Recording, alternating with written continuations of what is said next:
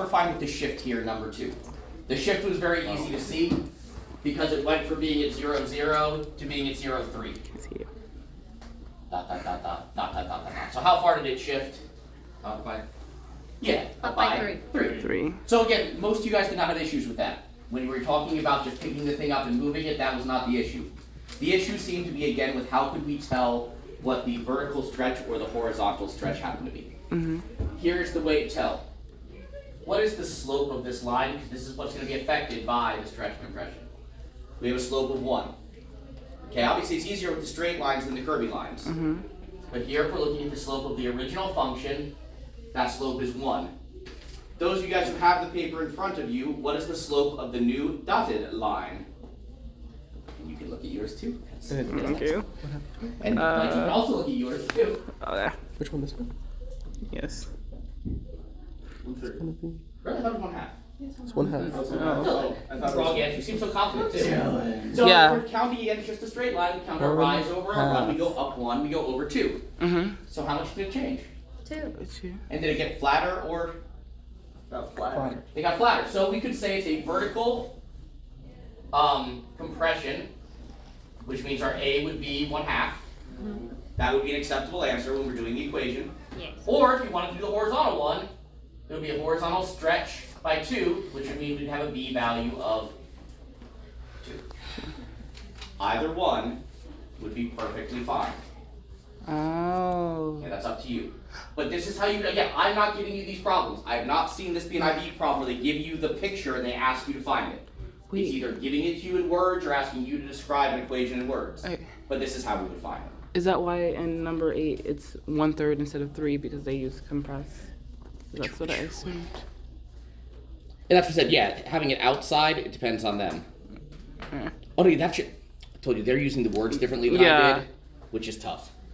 You will hear different, mine's always vertical stretch, vertical compression. And that's how it should be, but you'll see different things. Is it going to be like that on the IB? We'll look at it for the practice ones. I'm pretty sure I'm using the IB language. Wouldn't it be a vertical compression also, too?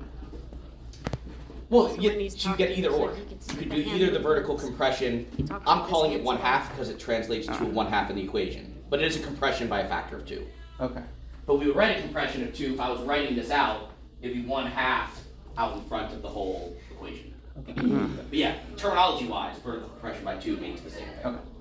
Oh, okay. Other stuff on number 2, or if you want to look at some of the curvy graph ones, same Yes. idea, just obviously it's curvy. Curvy.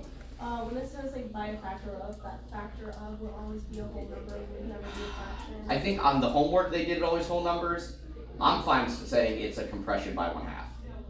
I'm comfortable saying that. I think they on CUDA software, this is not the IB stuff, when we threw the IB book in the garbage. I think they would always say it's a compression by a factor of 2. Yeah. Okay. I didn't see any fractions in the homework. Did you guys during that stuff? No. Yeah, so I think they always translated into whole numbers. Alright, was there a particular, a lot of people on the second page can do them. Is there a particular curvy one you want to look at? It's the same idea. See, I can get a single one. So I don't want any. Little mumbles.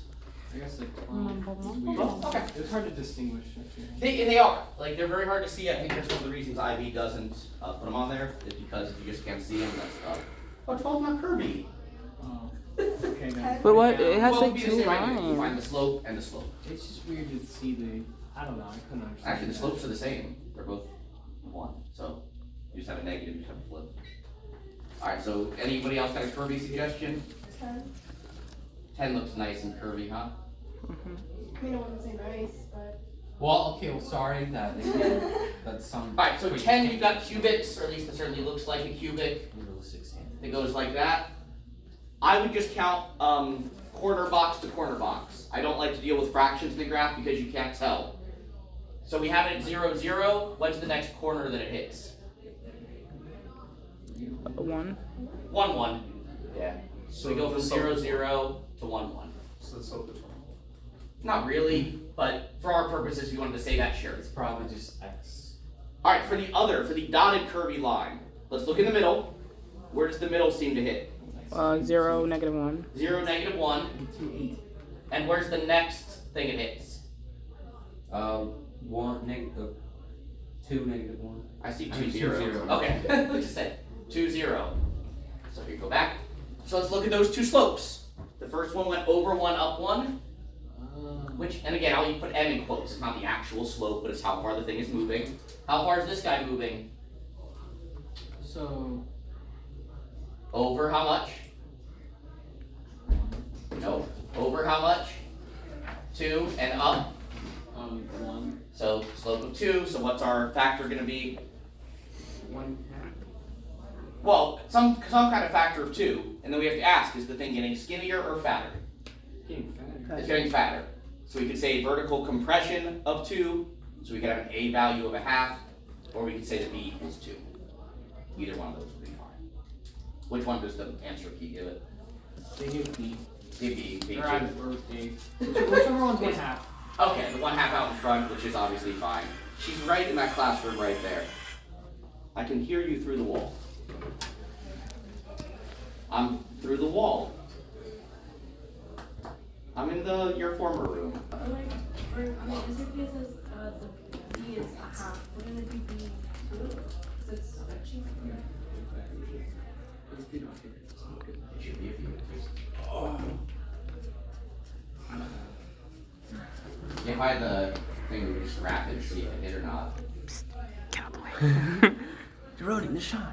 I would say B of 2, but again, yeah, God, again, please just don't sweat that. And I'll show you what the IB questions look like when we get back from break. There's nothing really to sweat yourself about. They're the easy like questions numbers 1 and 2, and they will be like, if you wanted this function to move up 1 and right 2, how would your equation look? And that's what they're expecting you to be able to do with this stuff.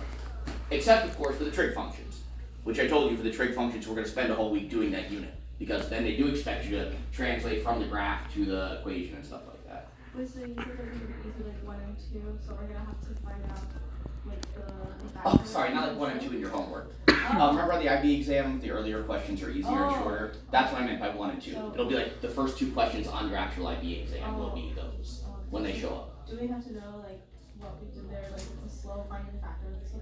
That's what I'm saying, I've not yet seen a picture of a graph Oh. that says describe the transformations. They'll give you an equation and say describe the transformations, or they'll give you the transformations and say write the new equation. I've not seen it from a picture. Will they have us graph? One more time? Will they have us No. graph? No? The only graphs are on day 2, and those just require you to type the equation into the calculator and hit a graph. There are no day 1 graphs, except for the trig functions, which, again, that's a later problem. Oh, the wave things? Wait, yeah, and we are going to have to get very specific with how to graph those in the meetings, though. Last year. Okay, so today's stuff, we'll see how far I can go. Again, this isn't like normal. Or actually, maybe it is normal. I'm just normal sick today. I have a cold and I feel terrible. But, Sorry. No, me too. But it's not like the diabetes one where I'm passing out on my face. So I'll go as long as I can go. When I start to feel super icky, I'll stop. I'd like to make it through at least arithmetic sequences and series today. We'll see. If you guys want to go further, I can just go make more copies of stuff too. But we'll see how that goes. You did these last year, like with almost everything we're doing. What do you guys remember about arithmetic sequences? I'm. It's like A1.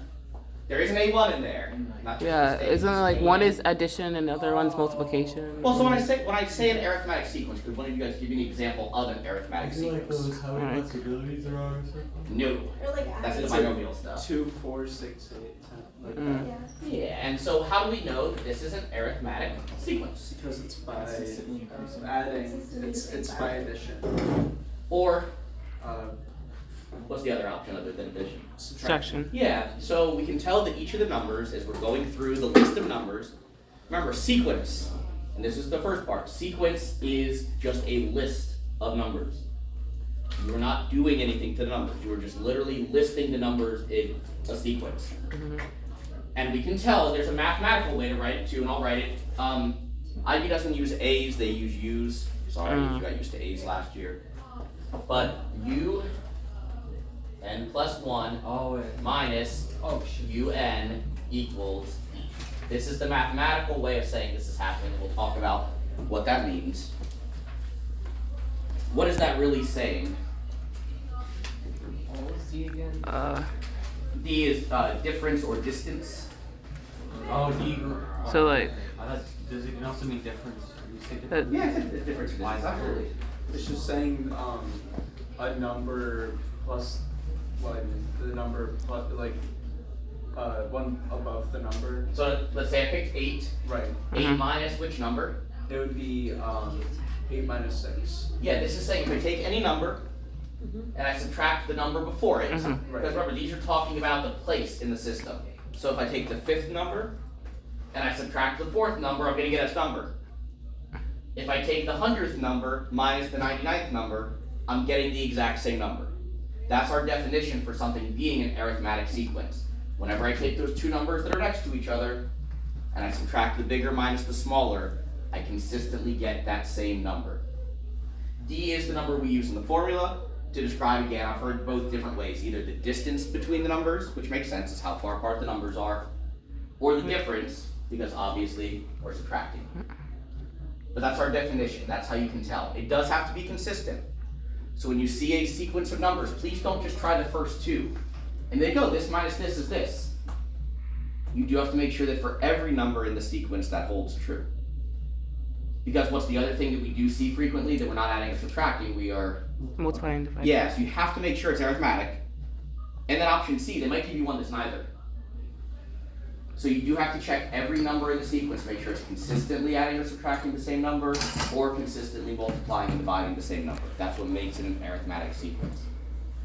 The good news is, we have a formula that's in the formula booklet that helps us calculate any term of an arithmetic sequence. Anybody got help for me?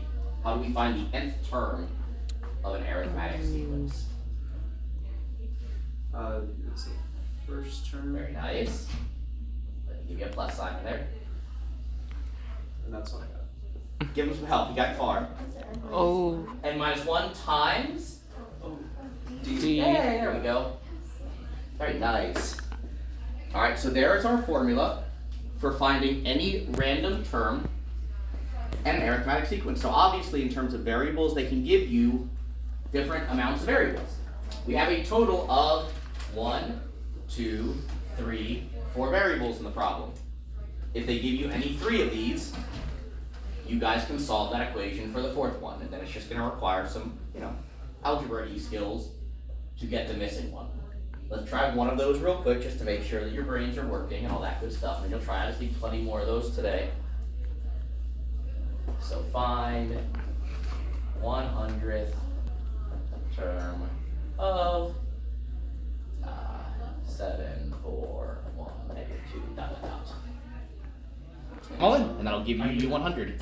Okay, I got the answer too. Okay, well, you have Dylan. What do we got? You got everything Negative else. 290. You got Negative the numbers 290. Yay! We have 2 negative 290s. So I'll let you guys finish up if you're finishing up. I'm gonna Like see- that's the negative I was talking about. I didn't realize it was a -3. I just looked at it and said 3, and then I was like, oh wait, let me check that. It's Yeah, going so be very backwards. careful. We're gonna have to deal with that when we get to geometric too, if it's being multiplied or fraction multiplied. Mm. If it's divided. Okay. If you're not getting negative 290, let me know. We'll take a peek.